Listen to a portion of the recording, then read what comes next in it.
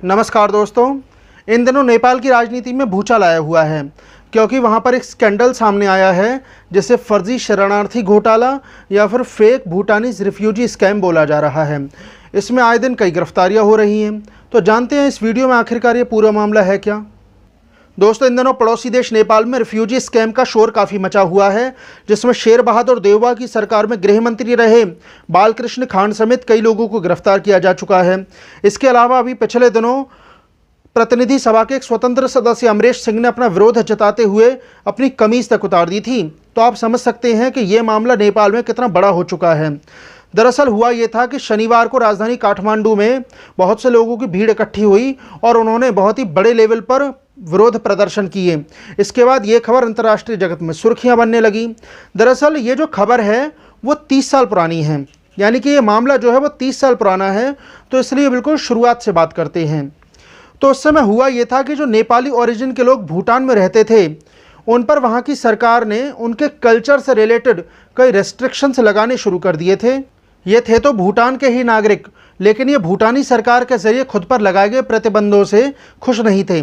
उसका नतीजा ये हुआ कि ये धीरे धीरे माइग्रेट करने लगे। ये चाहते थे कि इंडिया इसमें दखल दे, लेकिन उस वक्त के हालात को देखते हुए इंडियन गवर्नमेंट ने इनको नेपाल जाने की सलाह दी क्योंकि ये नेपाली ओरिजिन के थे। इसके बाद नेपाल और भूटान के बीच कई राउंड की बातचीत हुई, लेकिन उसका कोई नतीजा नहीं निकला। ऐसे में जो 7 वेस्टर्न कंट्रीज़ हैं, जिनमें अमेरिका, न्यूजीलैंड और कनाडा जैसे देश शामिल हैं, उन्होंने इस बात का ऐलान किया कि वो 1 लाख से ज़्यादा भूटानीज़ को अपने यहाँ पर शरण देंगे, और ऐसा हुआ भी। इसके बाद 2019 तक आते आते ये जो प्रोसेस है वो लगभग ख़त्म हो गया था। इसके बाद नेपाल के प्रधानमंत्री रहे केपी शर्मा ओली ने कमेटी बनाई।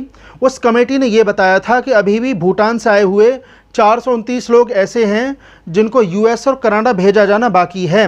इसके लिए उनको रिफ्यूजी आइडेंटिटी कार्ड दिए जाएंगे। तो दोस्तों, यहीं से शुरू होता है खेल। यानी कि जो लिस्ट बनाई गई थी 429 लोगों की, उसमें कई नाम ऐसे थे जो कि डिज़र्व ही नहीं करते थे।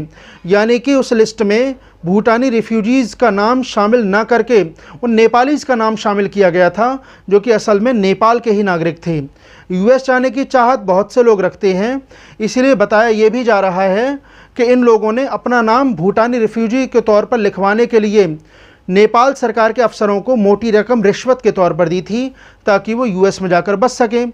लेकिन असल में ये लोग जो थे, जिनका नाम भूटानी रिफ्यूजीज़ के तौर पर इस लिस्ट में लिखा गया था, वो थे तो नेपाल के ही नागरिक।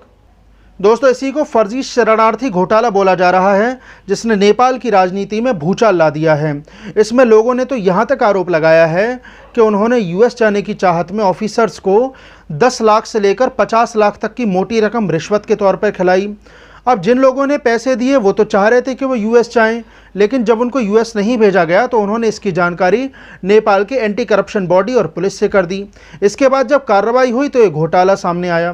दोस्तों, इस समय ये नेपाल में इतना बड़ा घोटाला है कि इसमें ऑफिसर्स के साथ साथ बड़े बड़े पॉलिटिशियन का नाम भी सामने आ रहा है। अभी इस महीने की शुरुआत में केपी शर्मा ओली की सरकार में डेप्यूटी प्राइम मिनिस्टर रहे टोप बहादुर रयामाझी के खिलाफ वारंट इशू किया गया और अब उन्हें गिरफ्तार कर लिया गया है। तो दोस्तों, बात यह है कि जो भ्रष्टाचार है वो किसी भी देश के लिए अच्छा तो होता नहीं है, और जब किसी देश पर इस तरीके के दाग लगते हैं भ्रष्टाचार के, तो उसके अंतर्राष्ट्रीय छवि पर भी असर पड़ता है। तो अब ये देखना होगा कि नेपाल में ये जो घोटाला सामने आया है वो आगे क्या मोड़ लेता है। बहुत बहुत शुक्रिया।